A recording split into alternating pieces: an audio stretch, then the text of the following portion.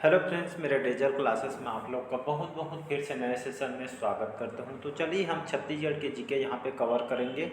सभी एग्जाम के लिए इम्पोर्टेंट है। सभी जो एमसीक्यू है लेटेस्ट पैटर्न पे क्वेश्चन को तैयार किया गया है। पीएससी प्री 2024 के लिए आप प्रिपरेशन कर रहे होंगे तो उसके लिए इम्पोर्टेंट है। और एक पेपर में न्यूज़ आई है 250 से भी ज़्यादा वैकेंसी आपका पीएससी में भर्ती होने वाली है, जिसको 26 नवंबर को नोटिफिकेशन आने वाली है। तो अभी से बढ़िया प्रिपरेशन करना स्टार्ट कीजिएगा। ये आपका जो सेशन चलाया जा रहा है सभी आपके जैसे पैटर्न में क्वेश्चन आते हैं पेपर में, वैसे ठीक पैटर्न पे क्वेश्चन तैयार किए हैं। सभी एग्जाम के लिए है, व्यापम के कोई भी एग्जाम करें, चाहे आप वन विभाग की तैयारी कर रहे हैं, पुलिस की तैयारी कर रहे हो, व्यापम पुलिस वगैरह सभी एग्जाम को यहाँ पे कवर है। सभी आपके लेटेस्ट पैटर्न पे क्वेश्चन को तैयार किए। चलिए स्टार्ट करते हैं सेशन को। पिछले क्लासेस हुए हैं उसको जाके देख लीजिए। साथ ही साथ मैं करंट अफेयर्स भी पढ़ाता हूँ, तो आप करंट अफेयर्स से जुड़ सकते हैं। बहुत इंटरेस्टिंग होता है करंट अफेयर्स के सब्जेक्ट। आप जितना ज़्यादा पढ़ेंगे उतना ज़्यादा आपको इंटरेस्ट होते जाएगा।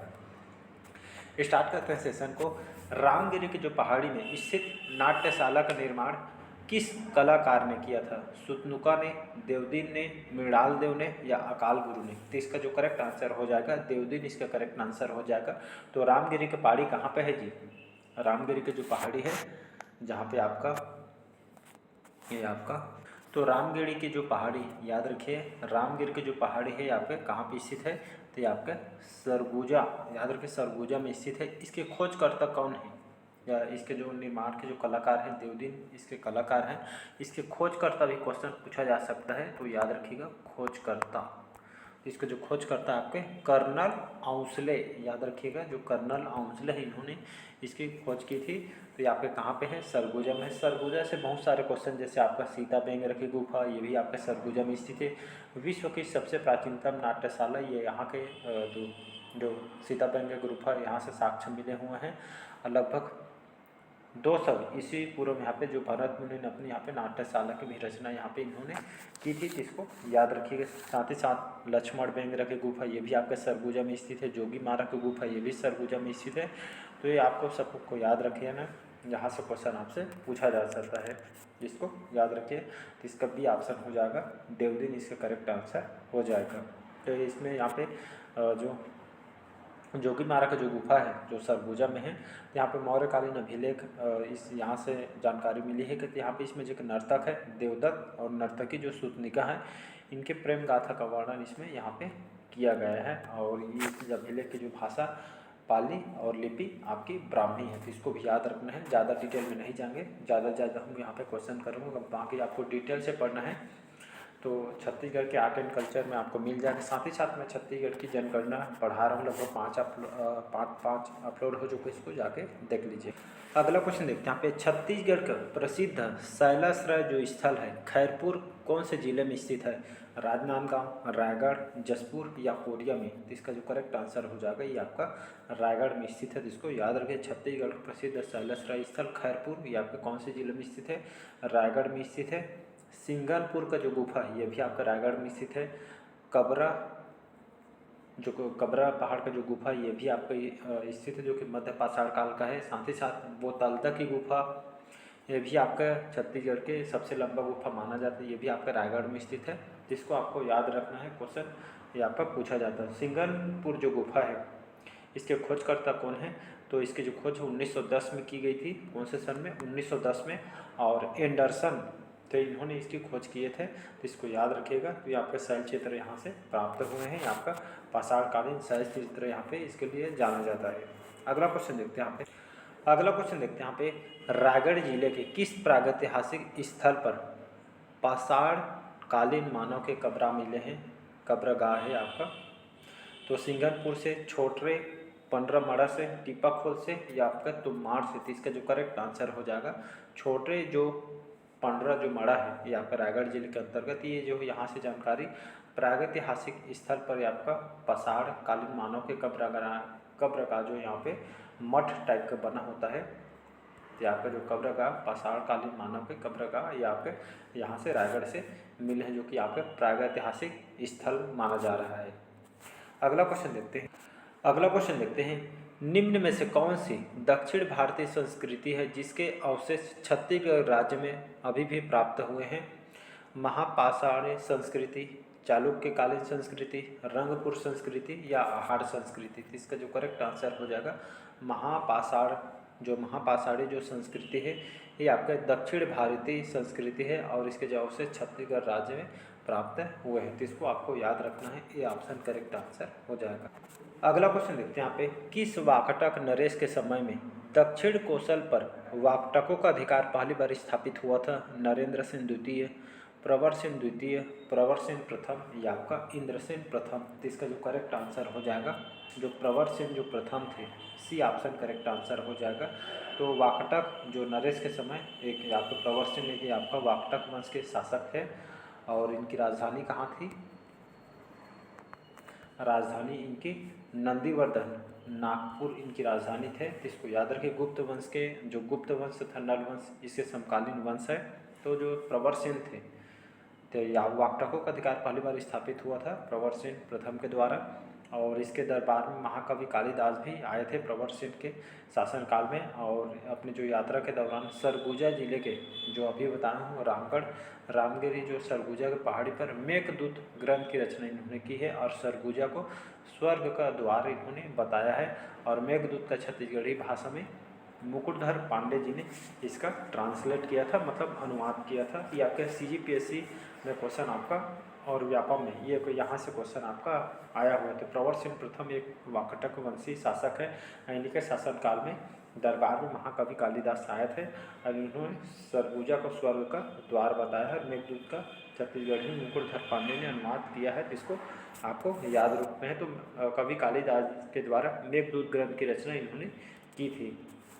अगला क्वेश्चन देखते हैं, निम्नलिखित में से कौन सा एक ऐतिहासिक साक्ष्य छत्तीसगढ़ के प्राचीन इतिहास का महत्वपूर्ण स्रोत है?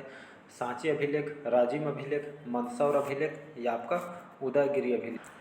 तो निम्नलिखित कौन सा जो ऐतिहासिक साक्ष्य छत्तीसगढ़ के प्राचीन इतिहास का महत्वपूर्ण स्रोत माना जाता है? तो आपका जो राजिम अभिलेख है ये आपके ऐतिहासिक साक्ष्य यहाँ से प्राप्त हुए हैं और छत्तीसगढ़ के प्राचीन इतिहास का महत्वपूर्ण स्रोत माना जाता है राजिम अभिलेख। राजिम अभिलेख से किसकी जानकारी मिली है? तो आपका विलासतुंग याद रखें, विलासतुंग एक नलवंशी शासक है। इनके जो जानकारी है राजिम अभिलेख लगभग 700 से 740 ईसा पूर्व में इसे इन्हीं के दौरान लिखा गया था राजिम अभिलेख को। और छत्तीसगढ़ के प्राचीन इतिहास का जो स्रोत है विलासतुंग के जो राजिम शिलालेख से आपको जानकारी यहाँ से मिलता है। और 7वीं से 8वीं शताब्दी में इसी के दौरान विलासतुंग एक नलवंशी शासक है। तो इन्होंने राज्य में राज्यलोचन मंदिर का निर्माण करवाया था। तो यहाँ से क्वेश्चन पूछा जाता है कि जो राज्य में राज्यलोचन मंदिर का निर्माण किसने करवाया था? तो नलवंशी शासक विलासतुंग ने राज्य में इन्होंने मंदिर को बनवाया था। और राज्यलोचन मंदिर का जीर्णोद्धार, यहाँ से भी क्वेश्चन आपके PSC में आया हुआ है। तो राज्यलोचन मंदिर का जीर्णोद्धार कलचुरी शासक आपके पृथ्वीदेव द्वितीय ने सेनापति, उनके जो सेनापति थे जगतपाल के द्वारा किया गया था। तो यहाँ से क्वेश्चन आपका पूछा गया है, तो इसको याद रखिएगा। अगला क्वेश्चन देखते हैं यहाँ पे, किस अभिलेख में उल्लेखित है कि समुद्रगुप्त ने दक्षिणापथ अभियान के दौरान कौशल के जो राजा महेंद्र की पराजित किया था?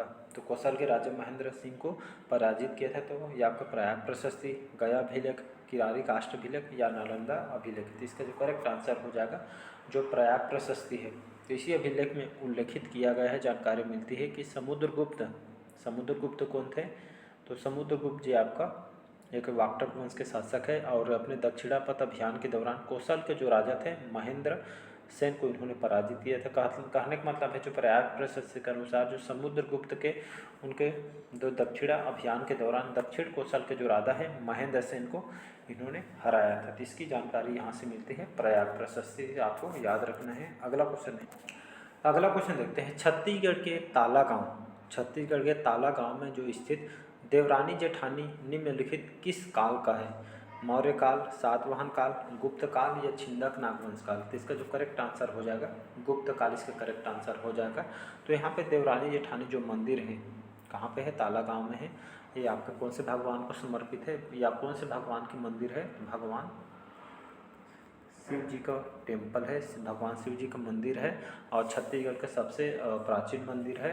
और लगभग इसका जो निर्माण लगभग 5वीं से 6वीं शताब्दी में इसका निर्माण किया था। इसी मंदिर का निर्माण जो सरपुरी शासनकाल के दौरान 2 रानी के द्वारा निर्माण इसे किया गया था और इसका निर्माण लाल बलुआ पत्थर से किया गया। याद रखें, लाल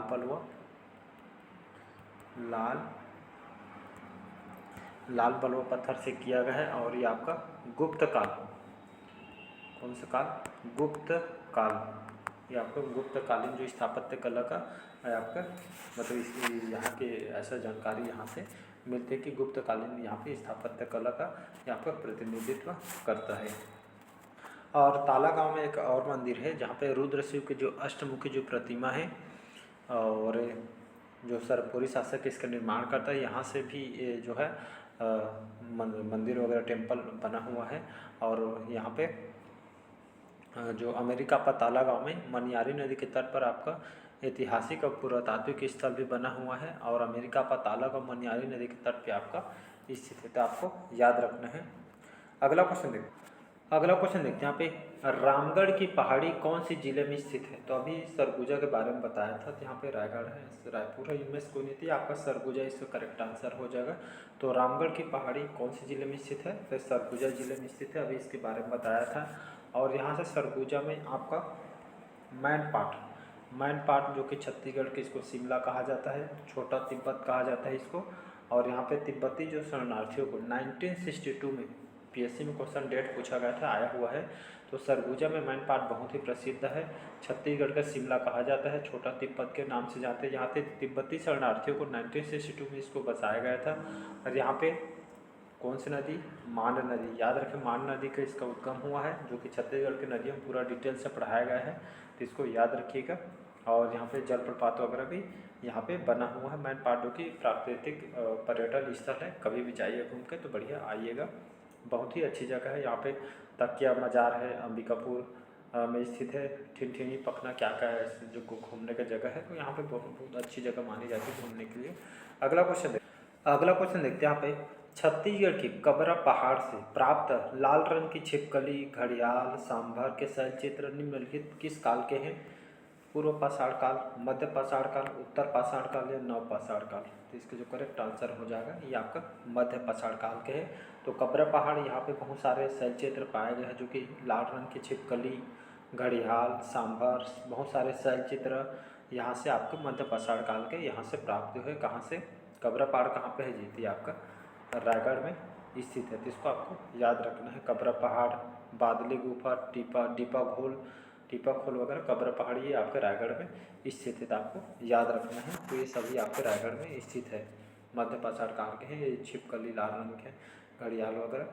अगला क्वेश्चन देखते हैं यहाँ पे, कुमार गुप्त का रत्न जड़ित मयूर सिक्का कहाँ से मिला है? तो आरंग, दुर्ग, रायपुर या आपका बस्तर से? तो इसका जो करेक्ट आंसर हो जाएगा तो आरंग से आपका कुमार गुप्त का जो रत्न जड़ित जो मयूर का जो सिक्का है ये आपके आरंग से मिला है। आरंग आपके रायपुर में आती है, तो इसको आपको याद रखना है। अगला क्वेश्चन देखते हैं यहाँ पे, महाभारत कालीन जो चित्रांगतपुर का वर्तमान नाम क्या है? अभी वर्तमान में किस नाम से जानते हैं? पहले इसको चित्रांगतपुर के नाम से जानते हैं, अभी वर्तमान में किस नाम से जाना जाता है? रतनपुर, सिरपुर, खल्लारी या शिवरी नारायण? तो इसका जो करेक्ट आंसर हो जाएगा सिरपुर। सिरपुर को ही आपका चित्रांगतपुर के नाम से इसको जाना जाता है। और रतनपुर को महाभारत कालीन में इसको किस नाम से जाना जाता है? तो इसको मणिपुर, याद रखें, मणिपुर के नाम से जाना जाता है। और खल्लारी को महाभारत कालीन में किस नाम से जाना जाता है? इसको खल वाटिका के नाम से इसको जाना जाता है। और जैसे आपका गुंजी को दमोदरहा, आरंग को भांडेर, ऐसा करके इसको जाना जाता है, तो आपको याद रखना है। अगला क्वेश्चन देखते हैं यहाँ पे, रिद्धिपुर ताम्रपत्र किससे संबंधित है?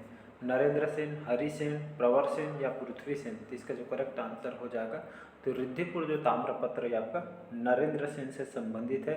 रिद्धिपुर जो अभिलेख है इसी के अनुसार जो नलवंशी राजा भवदत्त वर्मन ने नरेंद्र सेन को यहाँ पे पराजित किया था, तो इसको याद रखिए। इसकी जो जानकारी है रिद्धिपुर ताम्रपत्र या रिद्धिपुर अभिलेख से जानकारी मिलती है। तो नरेंद्र से एक वाकटक वंश के शासक है, जिसको याद रखिएगा, इम्पोर्टेंट है। अब प्रवर सिंह के बारे में बता दिया हूँ।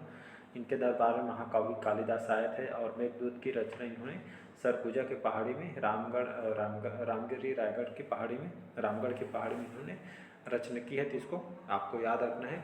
तो चलिए, आज का सेशन कैसे लगा कमेंट करके ज़रूर बताइएगा।